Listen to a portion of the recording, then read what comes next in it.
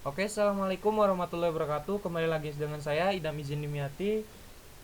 Kembali pada post-test selanjutnya, berarti ini pada post-test pertama ya, modul ke-10 ini ya, modul terakhir.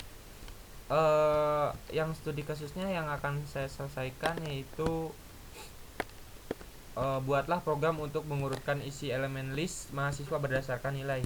Mungkin ini sintaknya sudah saya siapkan untuk memper efektif efisienkan waktu sajalah. Langsung saja saya akan mulai dari awal ini. Saya menggunakan header, tiga header. Yang pertama studio.h, yang kedua ada iostream.h, dan yang ketiga itu ada konio.h, yang di dalamnya terdapat perintah-perintah yang akan ditampung oleh ini. Nah, di sini saya deklarasikan karakter M di sini. Karakter M ini akan digunakan di sini. Nah, di pemilihan coba lagi nih, penyimpanan variabel pada ini perintah ini. Lalu yang kedua itu ada di sini ada deklarasi variabel mulai dari i, j, a sama dengan 1, b sama dengan 1, data batasan dengan batasannya 100, ada x, ada tmp di sini. I di sini untuk pengulangan for, dan j di sini untuk pengulangan for, dan di sini a untuk penambahan nilai nomor urut, di sini juga b penambahan nomor urut. Lalu di sini ada data di sini untuk menyimpan sebuah nilai yang akan diinput nanti. Lalu di sini x untuk perulangan pada for juga. Di sini ada temp untuk memproses, untuk mengurutkan nilai dari yang terbesar sampai yang terkecil gitu. Lalu di sini ada struct juga, di mana struct ini untuk mengelompokkan variabel, deklarasi variabel gitu, yang di dalamnya ada char nama untuk menampung sebuah inputan nama, ada karakter, ada char name untuk menampung inputan name. Lalu di sini nama structnya yaitu maha s yang dibatasi dengan 100. Lalu di sini ada beberapa function yang digunakan. Yang pertama void input, yang kedua yaitu void output 1, yang ketiga itu ada void output 2. Nah, setelah itu ada void utama, yaitu fungsi utama dari program yang akan dijalankan. Mungkin pada void input di sini yaitu kondisi di mana program ini akan menginput sebuah data mahasiswa, mulai dari jumlah mahasiswa yang akan diinput itu berapa, misalkan 2. Nanti si program akan otomatis melakukan looping sebanyak 2 kali inputan data mahasiswa. Yang kedua itu ada for di sini ya, untuk fungsi looping di sini, yang di dalamnya ada inputan data mahasiswa ke berapa di sini. Nah, akan dipanggil oleh ini b++ di sini, fungsinya untuk misalkan data mahasiswa ke 1, lalu ada perulangan kedua yaitu langsung otomatis kedua dimulai dari angka ke 1. Nah, ini b1.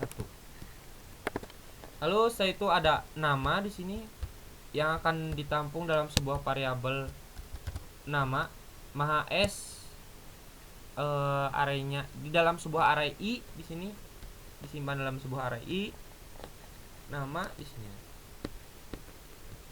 Nah, ini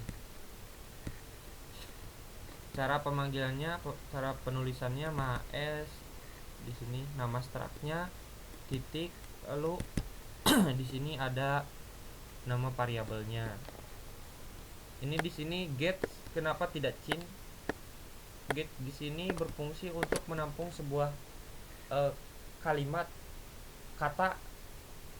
Jadi misalkan kita menggunakan spasi juga akan dieksekusi atau akan ditampung oleh si get ini. Ada nama, ada name, ada nilai di sini. situ ender. Lalu yang kedua itu ada fungsi output 1. Fungsi output 1 di sini akan memproses pemanggilan inputan dari sini. Jadi tidak akan diproses terlebih dahulu di sini. Mungkin ini akan langsung menampilkan output yang sudah diinput di sini. Ini cara pemanggilannya seperti ini, menggunakan ini maes titik pertama. Ini tinggal tuliskan ini ketiga ini di sini, seperti itu. Lalu yang kedua ada void output. Nah di sini ada proses mengurutkan si nilai yang diinput, kan seperti yang pada studi kasusnya itu mengurutkan isi elemen list mahasiswa berdasarkan nilai. Jadi di sini akan mengurutkan nilai dari yang terbesar sampai yang terkecil. Ada for, di for ini akan menjalankan for yang ini, lalu for yang ini akan menjalankan if di sini. Lalu di dalam if tersebut ada sebuah ketentuan yang akan mengurutkan si data atau nilai yang sudah diinputkan. Nah setelah itu akan muncul hasil data atau nilai yang sudah diurutkan ini, kan seperti ini ya, ibaratkan ini tabel, ada nomor, nama mahasiswa, NIM, nilai. Di sini pemanggilannya menyesuaikan dengan tata letak di sini. Nah seperti ini. Lalu ada sebuah pemanggilan data di sini. Nah A++ di sini ditentukan oleh ini A sama dengan 1, berarti mulai dari angka, berarti mulai dari nomor 1 di sini. Terus selanjutnya 1, 2, 3 sampai seterusnya. Lalu setelah itu kita butuhkan yang namanya fungsi utama, yaitu void main. Di sini ada CLSR untuk membersihkan layarnya. Di sini ada menu yang saya gunakan, itu inisiasi awal saja, awal titik 2 di sini.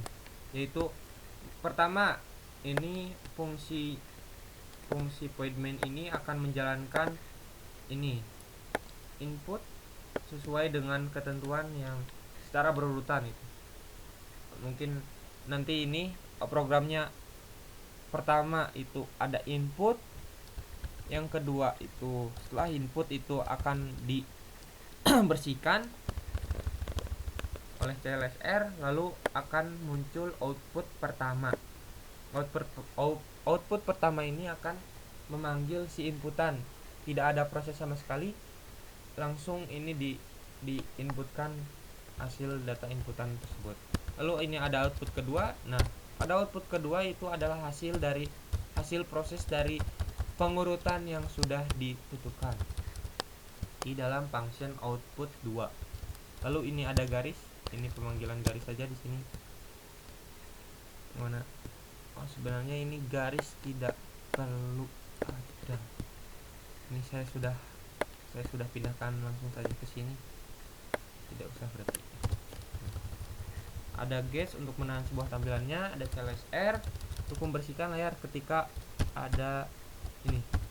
Nah ada perintah coba lagi ya atau tidak, maka ini akan inputan tersebut akan disimpan dalam sebuah variabel m di sini, lalu akan diproses dengan instruksi if di sini.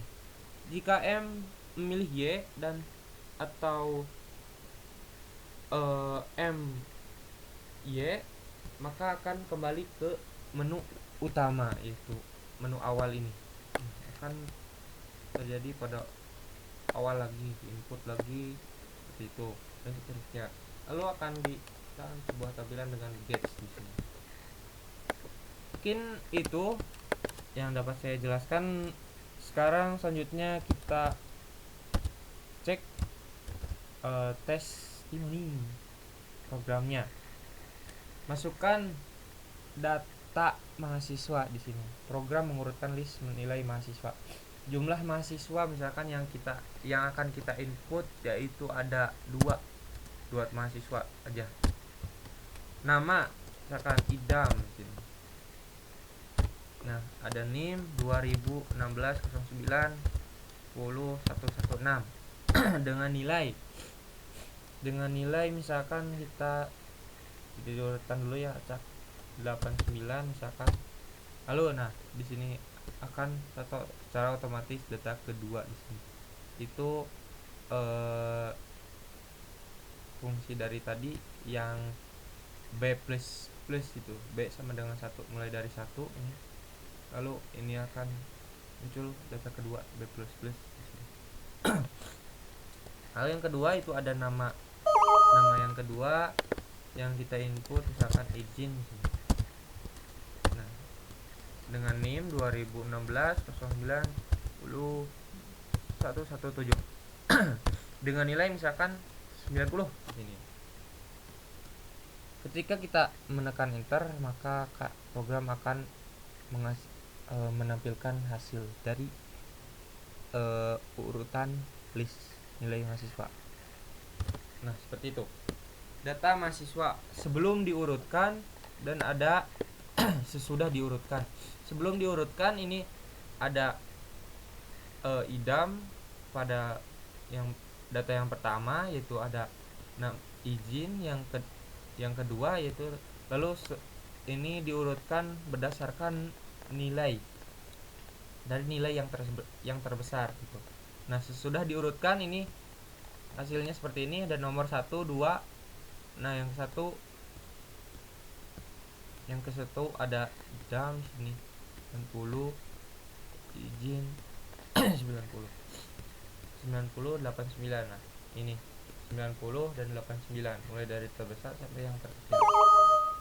Mungkin itu yang dapat saya selesaikan pada post test pertama di modul ke-10 ini, dan mungkin ini ada post test terakhir pada modul ke-10, itu modul terakhir di sini. Mungkin cukup sekian dari saya, kurang lebihnya mohon maaf atas kekurangannya. Segala apa yang sudah diucapkan atau yang saya jelaskan kurang jelas, kurang lebihnya mohon maaf. Assalamualaikum warahmatullahi wabarakatuh.